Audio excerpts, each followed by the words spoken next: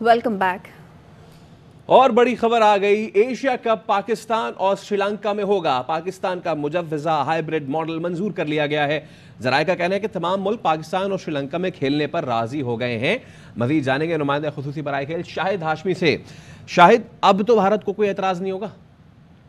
नहीं, अब तो एशिया के तमाम ममालिक राजी हैं और एशियन क्रिकेट काउंसिल के जराये ये बता रहे हैं कि पाकिस्तान का जो हाइब्रिड मॉडल था वो मंजूर हो गया। पाकिस्तान ये चाहता था कि न्यूट्रल वेन्यू मुत्तहिदा अरब अमारात हो, लेकिन भारत अपनी जिद पे अड़ा रहा और उसने श्रीलंका को भी इस पे मनवा लिया था कि बाकी के मैचेस श्रीलंका में हों। तो अब पाकिस्तान में इब्तिदाई 4 मैचेस होंगे लाहौर में एशिया कप के, और बाकी मैचेस पाले के लिए और हम्बन टूटा में होंगे, जो 2 श्रीलंका के शहर हैं। तो एशिया कप का बाज़ाब्ता ऐलान आइंदा 2 दिन के अंदर मुतवक्के है और पाकिस्तान का जो हाइब्रिड मॉडल था वो अप्रूव हो गया। अच्छा, तो शाहिद ये कौन कौन से ममालिक पाकिस्तान में खेलेंगे?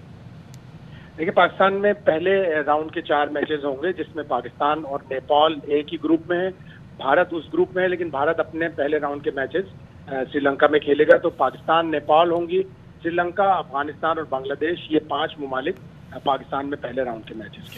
फाइनल का वेन्यू क्या होगा शायद? फाइनल का भी जाहिर है, अब जब बाकी के मैचेस श्रीलंका में हैं तो श्रीलंका में पाली केली में फाइनल होने की तवक्को है।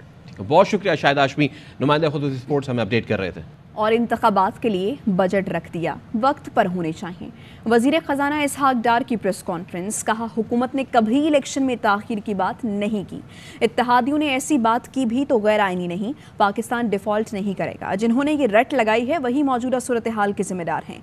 हवाई अड्डों पर खिदमात आउटसोर्स कर रहे हैं, अगले महीने बोली होगी। डिफॉल्ट नहीं करेगा। जो ये रट लगाते हैं ना, डिफॉल्ट, ऐसी घिनौनी गलतियां की हैं कि जिसकी वजह से आज हम यहाँ खड़े। आउटसोर्सिंग ऑफ एयरपोर्ट, 12 कंट्री से कंपनीज इस प्रोसेस में हिस्सा लेना चाहती हैं। जुलाई में पहली कम से कम एयरपोर्ट जो आउटसोर्सिंग है उसका बिडिंग प्रोसेस मांग ली जाए। Special tax on import of edible oil ये खत्म नहीं किया। जितनी एक्सपोर्ट्स हैं उसका 90% हमारे पाकिस्तानी ओवरसीज बहन भाई पाकिस्तान में भेजते हैं। It's a very big source. Final tax होता था जब वो यहाँ प्रॉपर्टी, प्लॉट, घर खरीदते थे, उसको खत्म कर दिया। 3 कार्ड तो चल रहे हैं, एक चौथा card category diamond card introduce किया जा रहा है। वो उनको मिलेगा जो फी साल में $50,000 पाकिस्तान में बैंकिंग चैनल से रिमिट। लेटेस्ट पासपोर्ट है, नॉन प्रोहिबिटेड बोर्ड का उनको एक लाइसेंस है, access to consulate, preferential access, और यहाँ भी फास्ट ट्रैक इमिग्रेशन हम उनको इंसेंटिव दे रहे हैं। गवर्नमेंट ने कोई ऐसी स्टेटमेंट नहीं दी, अगर हमारे अलाइज ने दी है उनका हक है। उन्होंने कोई गैर आईनी बात तो नहीं की, आपके आइन में है, कोई खुदा न खास्ता बदनीति की बात नहीं है। हमने कैलकुलेट करके, नेगोशिएट करके, वर्कआउट करके इलेक्शन करवाने के लिए अमाउंट रख दी गई। इसका मतलब है इलेक्शन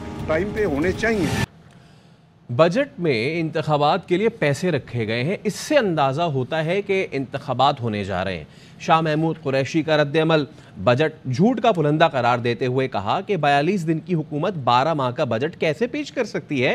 एक सवाल के जवाब में शाह महमूद बोले, नई पार्टी की लॉन्चिंग इमरजेंसी में डेथ ऑन अराइवल जैसी है। साहब, आप पाकिस्तान के इकोनॉमिक हिटमैन हैं। आपने पाकिस्तान की मईशत को एक सॉवरेन डिफॉल्ट की तरफ इस बजट के जरिए धकेल दिया। बजट झूठ का पलंदा है और हिंसों का घोर धंधा है। हैरानकुन बात यह है कि वो हुकूमत जिसके 42 दिन बकिया रह गए, उन्होंने 12 माह का बजट दे। वो बजट है मुसलसल जिसकी तरमीम होगी, इंटरिम गवर्नमेंट करेगी और आने वाली मुंतखब हुकूमत करेगी। नीयतों का हाल अल्लाह जानता है। बजट में 48 अरब रुपए इलेक्शन का रखा है, तो उससे तो अंदाजा यही लगाया जा सकता है इलेक्शन होगा। अगर आइन के मुताबिक चलना है तो इलेक्शन होना है। This is the launch which is dead on arrival. साबिक वज़ीर आज़म और नून लीगी रहनुमा शाहिद खाकान अब्बासी ने बजट पढ़ा तक नहीं।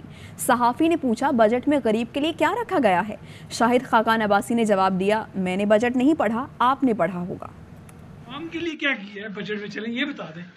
मैंने तो नहीं पढ़ा, आपने पढ़ा होगा। सर, आप क्या समझते हैं, किसी नजरिए के तहत दोबारा एक सियासी पार्टी में लोग इकट्ठे हो रहे हैं या फिर कोई प्रेशर ग्रुप बनाया जा रहा है? जो लोग इकट्ठे होते हैं वो नजरिए भी तय नहीं होते। तो सिंध हुकूमत ने नए माली साल के लिए 2247 अरब रुपए का बजट पेश कर दिया। वज़ीर आला सिंध मुराद अली शाह का तनख्वाहों में 30 से 35% और पेंशन में 17.5% इजाफे का ऐलान। कम से कम उजरत 35,550 रुपए करने की तजवीज़। सफरी सहूलियात के लिए 500 हाइब्रिड बसेस खरीदी जाएंगी। और बजट पर आवाम का मिला जुला रद्द-ए-अमल सामने आया। ईंधन और बुनियादी चीज़ों पर सब्सिडी ना मिलने का शिकवा किया। सरकारी मुलाजमीन की तनख्वाहों और पेंशन में इजाफे पर किसी ने हुकूमत की तारीफ की तो किसी ने उसे इलेक्शन की मुहिम करार दे दिया। सिर्फ सरकार को ही एडवांटेज दिया है, आम आदमी के लिए कोई दाल, घी, आटा, चीनी किसी चीज में कोई रिलीफ नहीं है। एक काम किया है जो किसान को इन्होंने थोड़ा रिलीफ दिया है, सोलर पैनल लगा के, उससे भी ज्यादा अगर ये आवाम को रिलीफ देते, आटा, चीनी, घी, दालें, सुई गैस, बिजली ये सस्ती करते।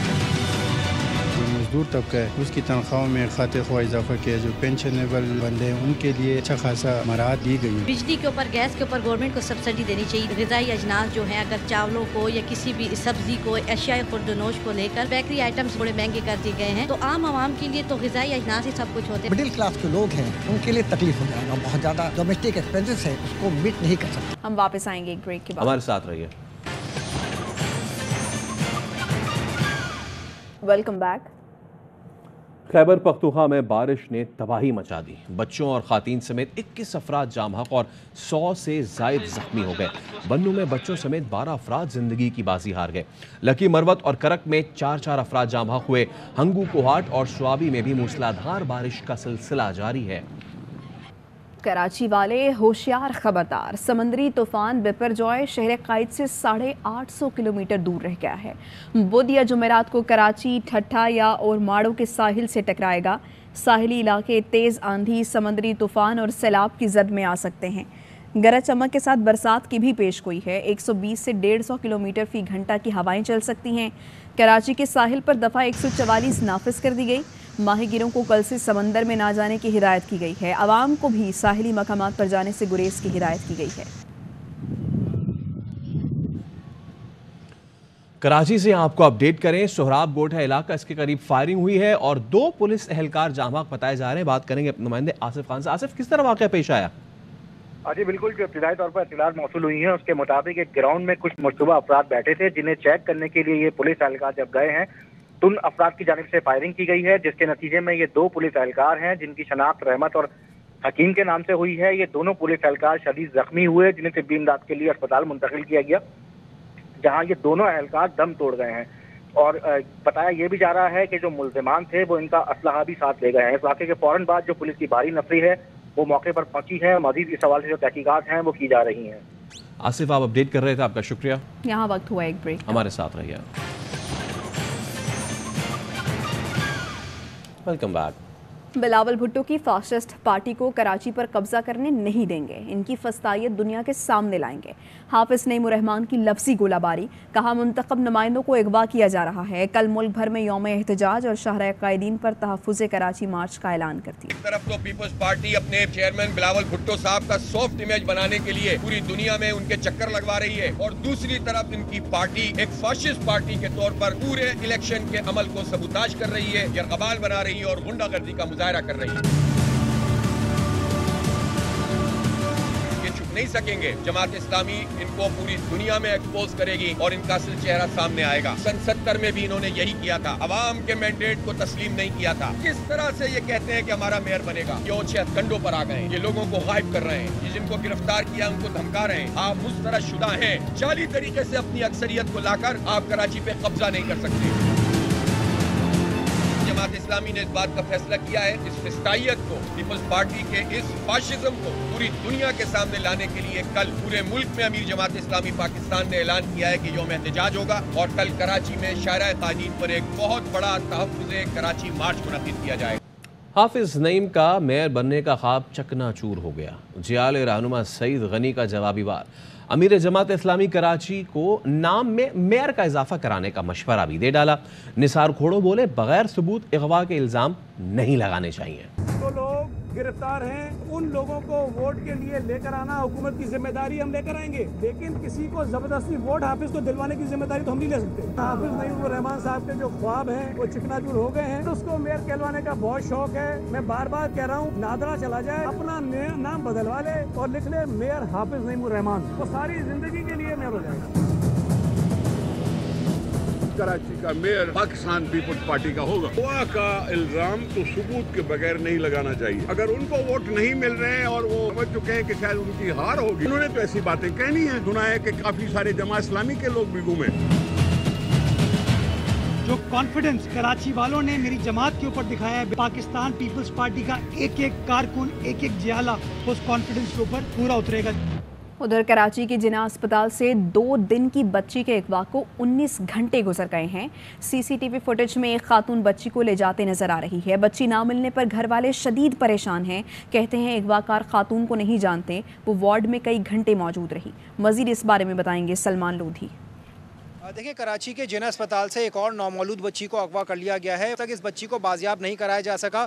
बच्ची के वालिद हमारे साथ मौजूद हैं। सीसीटीवी में जो खातून नजर आ रही है, इसको आप जानते हैं या रिश्तेदार है? कौन है ये खातून? नहीं, हम इसको नहीं जानते। ये पहले से वार्ड में मौजूद थी, वार्ड में घूम रही थी, फिर रही थी। 5 मिनट के लिए उसका आंख लग गया। उसको आंख लगने के बाद जो औरत वार्ड में घूम रही थी वो बच्चे को लेके फरार हो गई। उसको अमला जानता है, अस्पताल वाले जानते हैं ये कौन है कौन नहीं। 15 पे कॉल किया, 15 वाले आए, उन्हीं की बोली बोल रहे थे कि रिलैक्स हो जाओ, हम बच्चे को ढूंढ देंगे। बात यह है कि अगवाकार खातून काफ़ी देर तक वार्ड के अंदर मौजूद रही। ड्यूटी साहब मौजूद होता है, लेकिन एक गैर मुताल्लिका खातून को कैसे वार्ड के अंदर दाखिले की इजाज़त दी गई, जो कुछ घंटों बाद ही बच्ची को अगवा करके ले गई। एक सवालिया निशान है सिक्योरिटी पॉइंट ऑफ व्यू से।